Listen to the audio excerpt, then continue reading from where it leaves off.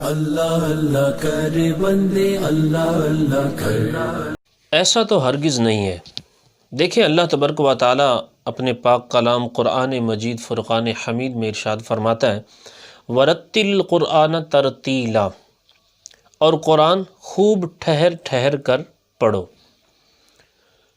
یہ جو قرآن پاک میں بیان فرمایا گیا نا کہ وَرَتِّلِ الْقُرْآنَ تَرْتِیلًا، یعنی قرآن کو خوب ٹھہر ٹھہر کر پڑھو، یعنی اطمینان اور سکون کے ساتھ حرکات، سکنات، مدات کا خیال کرتے ہوئے قرآن پاک کو پڑھو۔ حضرت امیر المؤمنین حضرت سیدنا علی المرتضیٰ شیر خدا کرم اللہ تعالی وجہ الکریم، آپ سے پوچھا گیا کہ یہ ترتیل کا معنی کیا ہے، تو آپ نے ارشاد فرمایا کہ تجوید الحروف ومعرفت الوقوف، یعنی ترتیل حروف کو عمدگی سے یعنی مخارج و صفات کے ساتھ ادا کرنا اور وقف کی جگہوں کو پہچاننے کا نام ہے۔ تجوید الحروف، حروف کو عمدگی کے ساتھ ادا کرنا، ومعرفت الوقوف، اور وقف کی جگہوں کو پہچاننا، کس جگہ پہ ٹھہرنا ہے کس جگہ پہ نہیں ٹھہرنا۔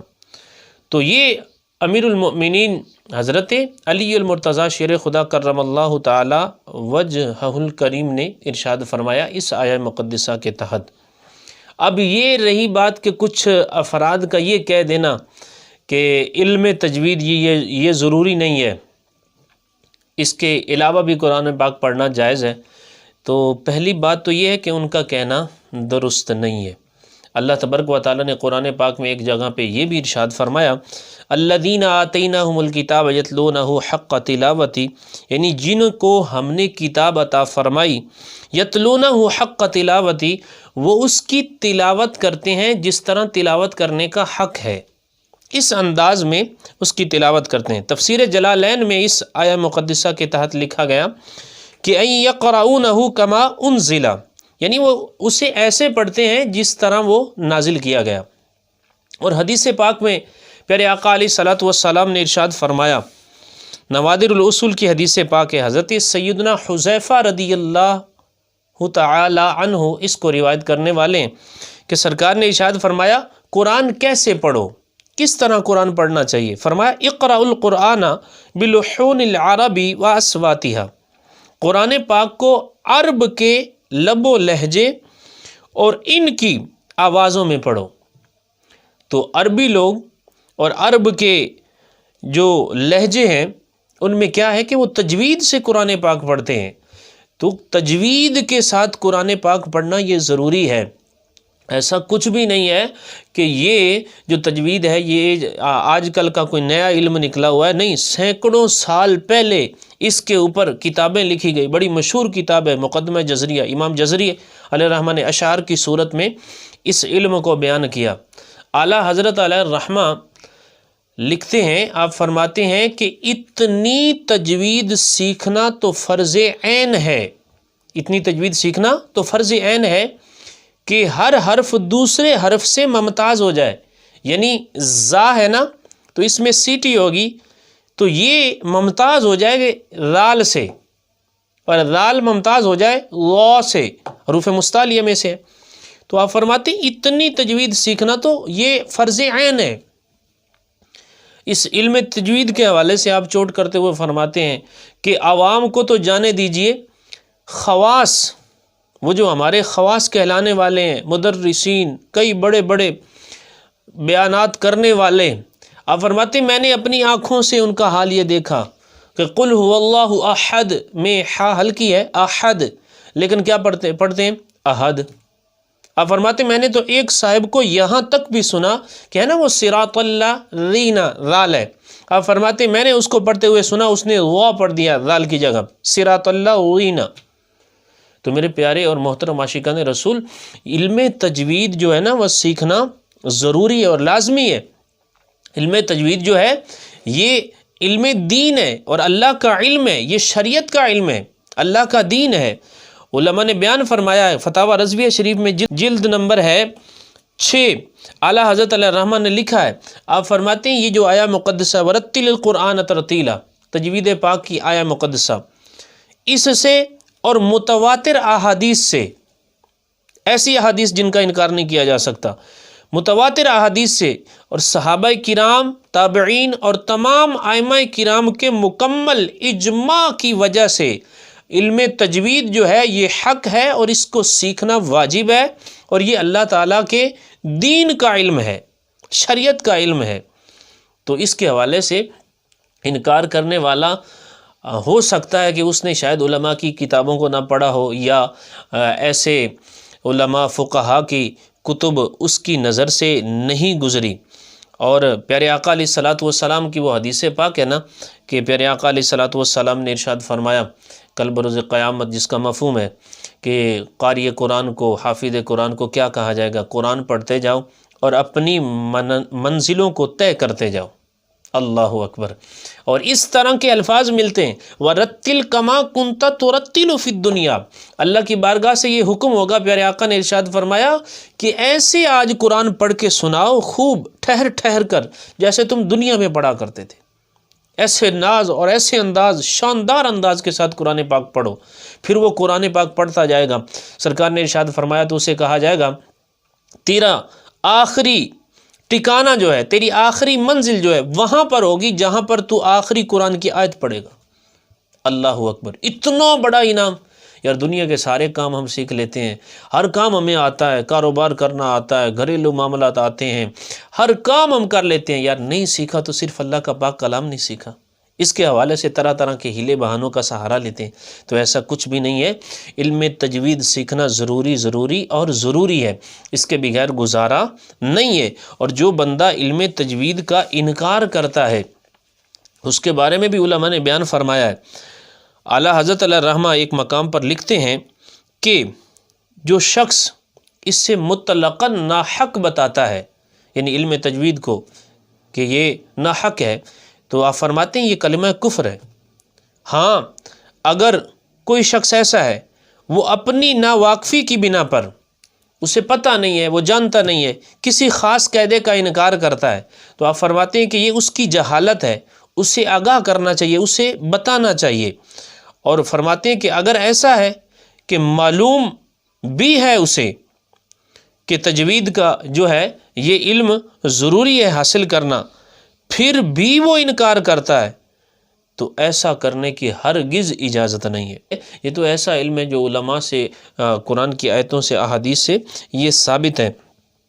اور ایک جگہ پہ تو اعلیٰ حضرت یوں فرماتے ہیں، یہ فتاوی رضویہ 6 کی جلد نمبر 6 ہے، اعلیٰ حضرت فرماتے ہیں کہ بلا شبہ اتنی تجوید جس سے صحیح حروف ادا ہوں اور غلط خوانی سے بچے، یعنی غلط پڑھنے سے بچے، یہ فرض عین ہے۔ اور بزازیہ وغیرہ میں ہے کہ اللحن حرام بلا خلاف، یعنی لحن سب کے نزدیک حرام ہے، لحن جلی، یعنی حروف کو بدل دینا، حرکات کو بدل دینا وغیرہ وغیرہ۔ اعلیٰ حضرت فرماتے ہیں جو اسے بدعت کہتا ہے، یعنی علم تجوید جو ہے یہ بدعت ہے، اگر جاہل ہے تو اسے سمجھایا جائے، اور اگر تجوید کی فرضیت جانتے ہوئے وہ کہتا ہے، فرض بھی ہے، جانتے ہوئے وہ کہتا ہے، تو کفر ہے کہ فرض کو بدعت کہتا ہے۔ اللہ تبارک و تعالی ہمیں اس حوالے سے بالخصوص ڈرنے کی توفیق عطا فرمائے اور محنت کر کے ہمیں علم تجوید حاصل کرنے کی توفیق عطا فرمائے۔ کئی سال پہلے امام جزری نے جو کتاب لکھی، علامہ جزری رحمۃ اللہ تعالی علیہ، اس میں فرماتے ہیں المقدمۃ الجزریہ میں، آپ فرماتے ہیں کہ الاخذ بالتجوید حتم لازم، کہ تجوید کا حاصل کرنا ضروری اور لازمی ہے، تجوید کا حاصل کرنا ضروری اور لازمی ہے۔ من لم یجود القرآن آثم، جو قرآن پاک کو تجوید کے ساتھ نہ پڑھے، قرآن کو تجوید سے نہیں پڑھے گا، وہ گناہ گار ہے۔ یہ سینکڑوں سال پہلے لکھی گئی کتاب علامہ جزری کی، وہ فرما رہے ہیں کہ قرآن پاک کو پڑھنے کے لیے تجوید کا سیکھنا ضروری ہے۔ پھر آگے فرماتے ہیں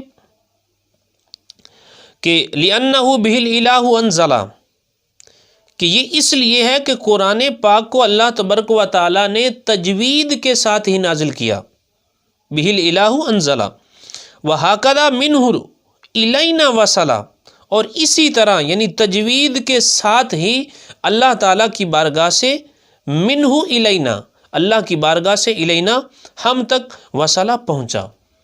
تو یوں آپ فرماتے ہیں کہ تجوید سیکھنا جو ہے یہ ضروری ہے۔ پھر آگے ایک اور مقام پہ فرماتے ہیں اذ واجب علیہم محتم قبل الشروع اولا ان یعلموا، آپ فرماتے ہیں کہ قرآن مجید پڑھنے والوں پر یہ بات فرض ہے، یہ بات لازم ہے کہ قرآن کریم کی قرأت شروع کرنے سے پہلے جان لیں، کیا جان لیں؟ مخارج الحروف والصفات، حروف تہجی کے مخارج اور صفات، تاکہ وہ فصیح تر لغت کے مطابق تلفظ کر سکیں اور صحیح طور پر قرآن پاک کو پڑھ سکیں جس طرح وہ قرآن پاک نازل کیا گیا ہے۔ تو محترم اور محتشم عاشقان رسول، ہرگز قرآن پاک کو غلط پڑھنے کی اجازت نہیں ہے۔ آج کل تو عجیب و غریب صورتحال ہوتی ہے نا، بعض اوقات ایسا ہوتا ہے کہ کئی مساجد میں بھی یہ سلسلہ ہوتا ہے کہ وہ ایسے حافظ کا انتخاب کرتے ہیں کہ جو آدھے گھنٹے میں تراویح پڑھانے والا ہوں۔ کیونکہ میں خود بھی، میرے اپنے شاگرد ہیں حفاظ قاری صاحبان، تو وہ بعض اوقات بتاتے ہیں کہ استاد صاحب اس طرح کی کنڈیشن ہوئی۔ ایک حافظ صاحب نے تو مجھے اس طرح بتایا کہ استاد صاحب میں ایک مسجد میں تراویح پڑھا رہا تھا تو ایک دن نا وہ 10 منٹ زیادہ لگ گئے، تو وہ کمیٹی کا ایک شخص جو تھا نا وہ کہنے لگا کہ حافظ صاحب آج ٹائم آپ نے زیادہ لگا دیا ہے، کل سے خیال رکھیے گا۔ اللہ اکبر! دیکھیے یہ اللہ کی بارگاہ میں حاضری کی ہماری حالت ہے، یعنی یہ انتخاب میں یہ بات پیش نظر رکھی جاتی ہے۔ کہاں کون سی کمیٹی ایسی ہوتی ہے؟ کئی ہیں اللہ والے جو پڑھے لکھے ہوں گے، علم دین کے حوالے سے ذہن رکھتے ہوں گے۔ قرآن پاک اس انداز میں پڑھنا، اتنی تیز پڑھنا، تیز پڑھنے کی اجازت ہے، لیکن اس صورت میں بھی حکم یہ ہے کہ اتنا تیز پڑھیں کہ حرف کو چبایا نہ جائے، حرف چبائے نہ جائیں۔ اگر کوئی شخص اس انداز میں پڑھتا ہے کہ یعلمون تعلمون کے علاوہ کوئی سمجھ ہی نہیں آتی، تو یوں قرآن پاک پڑھنا یہ تو حرام، سخت حرام ہے، ہرگز پڑھنے کی اجازت نہیں ہے۔ یہ تو معانی تبدیل اور اللہ معاف کرے کس طرح کی یہ خرابیاں پیدا ہوں گی۔ تو محترم اور محتشم عاشقان رسول، بعض اوقات کچھ افراد یہ بھی سوال کرتے ہیں کہ ایسا شخص جو صحیح قرآن پاک نہیں پڑھتا، اس کے پیچھے ہمارے نماز کا کیا حکم ہے؟ تو میں بہار شریعت کے حوالے سے آپ کو عرض کرتا ہوں، مفتی امجد علی اعظمی علیہ الرحمہ نے لکھا ہے، آپ فرماتے ہیں پہلی بات تو یہ ہے کہ جس بندے کو صحیح قرآن پاک پڑھنا نہیں آتا نا، وہ رات دن کوشش کر کے قرآن پاک صحیح سیکھے، یہ اس کے اوپر لازم ہے، اس کو سیکھنا پڑے گا۔ ہاں، یہ دوران کوشش جتنے دن وہ قرآن پاک سیکھ رہا ہے تو اس کے درمیان وہ کوشش کرے جو صحیح قرآن پاک پڑھنے والا ہے اس کے پیچھے نماز پڑھے، تو اس کی اقتداء میں جو نمازیں پڑھے گا تو انشاءاللہ وہ نمازیں ہو جائیں گی۔ یا اگر وہ امام ہے تو ایسی آیتیں پڑھے جو اس کو صحیح آتی ہیں، جن کے حروف صحیح ادا کر سکتا ہے۔ اگر یہ دونوں صورتیں نہیں ہیں، نہ تو ایسا امام مل رہا ہے، نہ ایسی اسے کوئی صورتیں یا آیتیں یاد ہیں کہ جن کے صحیح حروف ادا کر سکتا ہو، تو آپ فرماتے ہیں اس دوران جب وہ کوشش کر رہا ہے پڑھنے کی، سیکھ رہا ہے، تو اب اس دوران اس کی نمازیں ہو جائیں گی، اس کی اپنی نمازیں ہو جائیں گی۔ اگر کوشش بھی نہیں کرتا تو نہ اس کی خود کی نماز ہوگی، اور جو پیچھے پڑھنے والے ہیں ان کی کیسے نماز ہوگی؟ ان کی نماز بھی باطل ہے، نہیں ہوگی نماز۔ تو میرے پیارے بھائیوں، بالخصوص اس حوالے سے ہمیں بالخصوص اپنے ذہن میں یہ رکھنا چاہیے، اور تجوید کا علم جو ہے اس کو حاصل کریں، حروف کا پتہ ہونا چاہیے، ادائیگی کا پتہ ہونا چاہیے، پھر کم از کم اتنی تو مدات کو کھینچا جائے نا جو ادنا سے کم از کم جو قاریوں نے ایک مد کا درجہ بیان کیا ہے۔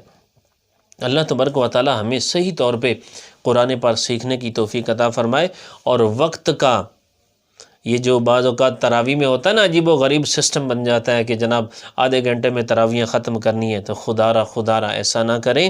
اللہ تبارک و تعالی ہمیں صحیح قرآن پاک پڑھنے کی توفیق عطا فرمائے۔ دیکھیں تراویح میں قرآن پاک پڑھنا، اس کا شرعی کیا حکم ہے؟ پورا پڑھا جائے، اور حروف کو چبا جانا قرآن پاک پڑھتے ہوئے، اس کا شرعی کیا حکم ہے؟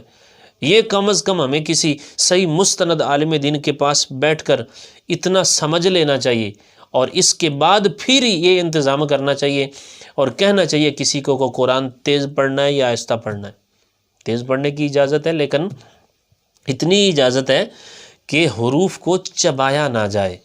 تو جہاں تک بات رہی کہ ایسا امام کہ جو صحیح قرآن پاک پڑھنا نہیں جانتا، نہ اس کو زا کا اور ذال کے فرق کا پتہ ہے، نہ حروف صفیریہ کا پتہ ہے، نہ حروف لثویہ کا پتہ ہے، کون سے حروف نرمی سے ادا کرنے، کون سے حروف میں سیٹی ہوگی، کون سا سین ہے، کون سا سا ہے، سا کو وہ سا کہہ رہا ہے، سین کو سین کہہ رہا ہے۔